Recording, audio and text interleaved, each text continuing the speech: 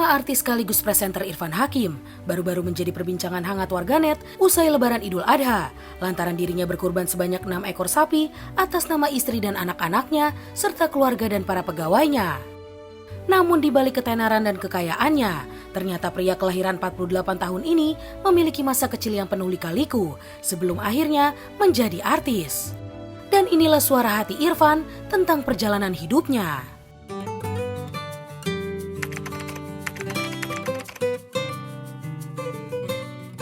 Gue tuh lahir besar sampai lulus kuliah itu di Bandung, di Maleer Selatan, itu di Jalan Gatot Subroto. Jadi ibu aku tuh seorang guru SD, bapakku tuh seorang pedagang beras. Jadi masa kecil aku tuh ya kalau nggak sekolah, sore itu aku belajar di madrasah, kalau hari Minggu itu pesantren Ahad. SMP gue masih pinter, lumayan lah. SMA langsung mengenal dunia lebih luar lagi, lebih luas lagi. Nggak belajar sama sekali, tapi gaulnya banget seluruh angkatan sampai adik kakak angkatan kenal semuanya. Gue mulai bablas happy dengan dunia remaja. Keluar SMA itu menjadi NEM kedua terendah satu sekolah. Ketika lulus SMA yang tadi itu ditawarin kuliah ya karena tahu orang tua itu pasti ekonominya sedang goyang karena berhentinya sumber mata pencaharian yaitu jualan beras, sementara mamah juga sudah pensiun SD. Akhirnya aku bilang yaudah mau yang negeri. Yaudah akhirnya negeri aku daftar ke ASTI, Akademi Seni Tari Indonesia, karena aku jiwa seninya tuh sangat suka sekali. Kemudian nyuruh YIN dikembalikan ke terahnya yaitu yang lainnya pesantren, gue kemana kembali ke area agamis. YIN masuk, ASTI masuk, apa bilang YIN. Ya udah oke. Akhirnya jadi duta seni juga ke Eropa, ke Jepang, membawa kesenian tradisional. Jadilah segala macam, nari, gamelan, angklung, paduan suara, semua harus bisa keliling ke Eropa 40 hari, ke Jepang juga dan lain-lain. Pulang dari sana ya udah ada foto-foto pas abis aku di Jepang, karena nggak punya duit ya udah kita foto-foto aja, yang lain belanja gue foto-foto. Kirim ke majalah, udah ngalir sampai sekarang. Terpilih jadi model, terpilih jadi model iklan juga, terpilih jadi pemain sinetron, akhirnya presenter, sampai sekarang. Lahir dari pasangan almarhum Rosyid Sukarya dan Juwariah, pemilik nama lengkap Irfan Hakim Firmansyah ini sudah lekat dengan ajaran agama sedari kecil. Lantas, seperti apa cerita bapak 5 anak ini saat bercerita tentang sosok kedua orang tuanya?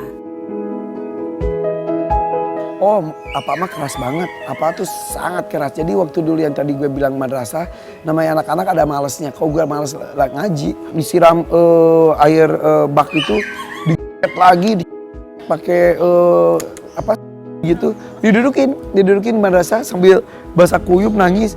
Kita belajar nangis. Ya udah sekeras itu, apa tuh sekeras itu, karena membesarkan banyak anak jadi ya harus disiplin tinggi, tapi sama apa tuh jadi respect, hormat, sayang, tapi kaku. Sementara kalau mama sesayang itu, nah kakunya dan sayangnya mama itu membentuk aku lama-lama jadi seimbang gitu, kapan gue harus fleksibel, kapan gue harus tegas. Ketika gue memutuskan untuk masuk ke dunia entertainment, ketika gue ke Jakarta jadi model dan lain-lain, mama sempat sampai nangis. Karena kan aku tuh bersentuhan dengan perempuan, ya lawan jenis aja nggak boleh. Ini gue pemotretan, gue dirangkul sama perempuan. Wow, udah heboh banget, rapat keluarga. Gue dapat iklan kecantikan gitu, adegan gue cium si cewek, padahal itu kecolongan. Gue tuh dari dulu sering sekali kehilangan job karena emang gue minta tidak ada adegan peluk cium. Gue nggak bisa peluk cium, nggak bisa. Nah pas ketika di lokasi kan gue harus profesional, tetap apalagi iklan, storyboardnya jelas. Ya udah gue cium, udah gitu, wah heboh lagi sampai mama tuh nangis beneran malu keluar rumah sampai itu. Kita harus percaya. Anak laki-laki lebih dekat dengan mamanya. Nampaknya hal tersebut juga berlaku pada pria kelahiran 15 Oktober 1975 ini. Lantas sedekat apa pria 48 tahun ini dengan sang mama? Jadi ketika tadi aku cerita bikin mama menangis, bikin mama malu keluar rumah, itu jadi tamparan buat aku sampai aku mama harus bisa nangis tapi nangis bahagia. Makanya ketika umroh mama nangis itu udah terbayarkan banget kekecewaan mama sebelumnya dengan kebahagiaan yang selanjutnya gitu. Jadi deket banget. Dan sampai sekarang mama tuh sampai sekarang masih kalau nelfon tuh sholat jangan lupa gini. Udah kayak anak kecil gini. Dan aku juga kalau mama udah makan belum, tetap dua orang itu seperti itu iya. Dan kadang-kadang aku ke Bandung cuma sebatas datang ketemu mama 10 menit, cium tangannya, pijitin dikit, pergi lagi. Sampai habis umurku. Bisa seperti itu, bisa senyempetin itu juga sebetulnya gitu. Dan dulu juga mama juga pas aku masih ngekos, bisa tuh mama melakukan perjalanan ke Jakarta cuma buat ketemu dia, sama halnya dengan aku yang sekarang. Datang baru nyampe. Oh ya udah kalau udah sehat, udah mama pulang lagi. Lah. Sampai sekarang mama belum pernah nginep di kosan ataupun di sini belum pernah. Takkan hilang cintaku padamu. Meskipun lebih dekat dengan sang mama, namun kasih sayang Irfan terhadap sang papa pun sama besarnya. Ketika harus dihadapkan kenyataan bahwa sang papa telah berpulang, dirinya begitu kehilangan sosok tegas dan agamis itu. Dengan penuh kesedihan, pria kelahiran 15 Oktober 1975 ini pun menceritakan kembali masa-masa beratnya saat harus berpisah dengan sang ayah tahun 2017 silam. 2017 apa tiba-tiba terucap. Apa tuh nggak pernah ngomong, nggak pernah minta. Ama juga pernah minta. Cuma dia ngomong gini, kalau umroh bareng-bareng tuh seru kali ya Pak ya. Iya Pak, siap. Aku 8 bersaudara. Dengan 8 mantu apa. Dengan 40 cucu, 40 ponakan dan beberapa. Jadi akhirnya dihitung-hitung itu pergi 92 orang. Oh beliau bahagia banget, cita-cita bisa.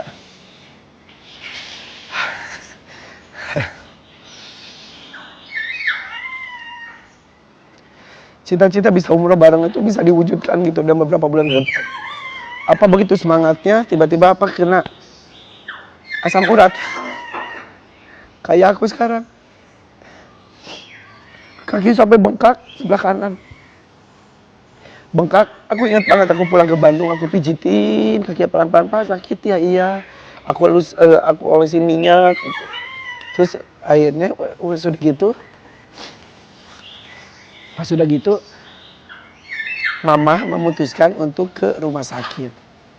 Di rumah sakit sebetulnya ya udah dikeluarkan cairannya sampai udah tega banget tulangnya kelihatan dan lain-lain. Kenapa Papa melakukan itu? Karena apa mau pergi umrohnya sehat, segar kata apa tuh gini. Apa nggak mau ngerepotin keluarga? Gak apa-apa Pak. Sampai tulangnya kelihatan pun apa jalanin sampai aku tuh ngeri banget liatnya. Tapi pas saat itu akhirnya ada pihak kedokterannya bilang katanya ada sesuatu harus diperiksa. Dibikinlah puasa supaya mau diendoskopi hanya untuk mengetahui ada apa dengan pencernaannya katanya.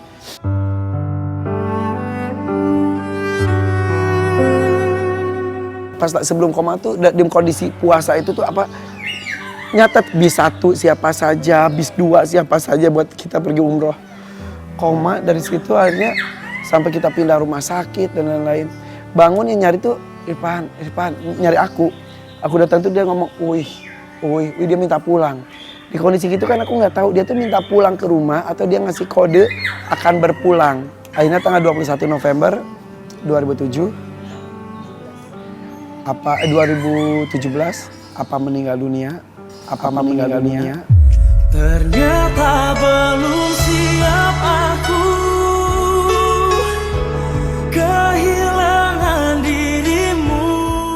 Di kondisi kita udah siap pergi umrah di bulan Januari. Jadi pas itu tuh kita juga bingung, ini kita jadi pergi nggak ya? Karena nggak mungkin meninggalkan apa di kondisi koma. Tapi diundur juga bingung juga. Semua sudah siap. Akhirnya udah dari mulai aku, ayo Pak kan kita mau umroh gitu. Sampai satu masa yang, Pak kalau nggak ikut nggak apa-apa. Apa kalau itu kita ikhlas, apa nggak usah maksain diri, kita akan tetap pergi umroh. Masih selalu ada dalam hatiku. Apa meninggal, yaudah kita umroh 90 orang dan di pesawat aja mama tuh diam liatin sebelahnya karena sebelah mama tuh kosong udah dibook buat apa dia ngeliatin aja Di sana juga 2 bis kita labbaik Allahumma itu kan nangis banget. Nangis karena kebayang apa? 92 orang total. Tawaf, kemudian sampai sa'i, sampai tahlul, semuanya khidmat, semuanya beneran bersatu, tidak ada berpencar sama sekali. Itu salah satu kebahagiaan dan ya itu kadang-kadang mikir, duh coba kalau ada Pak, coba kalau ada Pak. Bekerja setiap hari tanpa kenal lelah membuat Irfan harus menerima resiko kehilangan waktu bersama keluarga, terutama anak-anaknya. Namun dengan penuh cinta, dirinya pun mengutarakan rasa sayang untuk kelima anaknya tersebut. Tapi intinya gue selalu bicara sama mereka bahwa kita tuh gak akan bersama-sama terus. Pasti akan ada sebuah perpisahan antara ditinggalkan atau meninggalkan.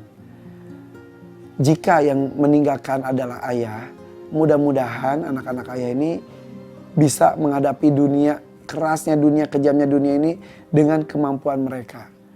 Jadi orang yang baik, jadi orang yang supel, bermanfaat untuk banyak orang. Itu saja udah. Dan jika bisa memilih, biarlah ayah yang meninggalkan kalian duluan. Jangan sampai ayah yang ditinggalkan kalian, karena itu akan sakit banget. Seperti itu. Memulai karir di dunia hiburan dari usia belia hingga menjadi artis yang sukses, Irfan Hakim tidak hanya merasakan kebahagiaan, namun juga kesedihan ketika sedang mencari nafkah menjadi presenter. Lantas, seperti apa momen tidak menyenangkan yang dialami pria berdarah Sunda tersebut? Gue udah masuk dunia presenter, terus udah gitu saat itu gue ngambil acara dangdut. Acara dangdut sebenarnya ini MC dangdut. Gue mulai wah terus tapi manajer gue Handi saat itu ngomong, ya udah emang kenapa kok dangdut? Dia bilang emang kalau lu kelaparan dia mau ngasih makan? Enggak kan, ini karir lu juga. Ya udah, tapi saat itu dijauhin. Kesannya saat itu tuh ini MC dangdut kampungan. Udah, suatu ketika gue dipasangkan dengan salah satu senior untuk MC acara bukan acara spesial, acara Kartini, acara Hari Kartini. Gue dan dia. Gue datang kan suka ditulisin tuh nama. Ini dan ini di ruangan. Set, nama dia ada, nama gue dirobek.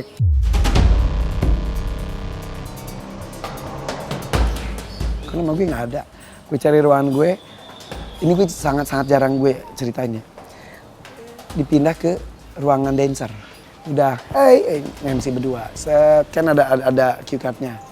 Itu kan ya namanya nge-MC kan ada improv gitu-gitu. Set pas iklan, lu jangan banyak omong ya. Lu jangan ngomong lagi selanjutnya.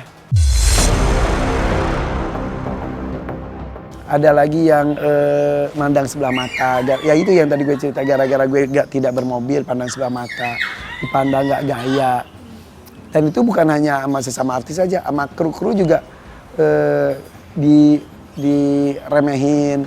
Di lokasi kayak sinetron tuh diterakhirin, yang rese-rese, yang bintang gitu duluin. Gue emang kan emang iya aja, gue emang kooperatif dari dulu juga. Digampangin, ntar aja. Yang lain udah selesai baru gue. Terus ada juga gue pernah sinetron mau dikirim keluar, syutingnya di luar di Hong Kong saat itu. Set diganti gara-gara ada orang ini deket sama produsernya. Udahlah gitu mah udah sangat sering banget ada, dan orangnya juga masih ada.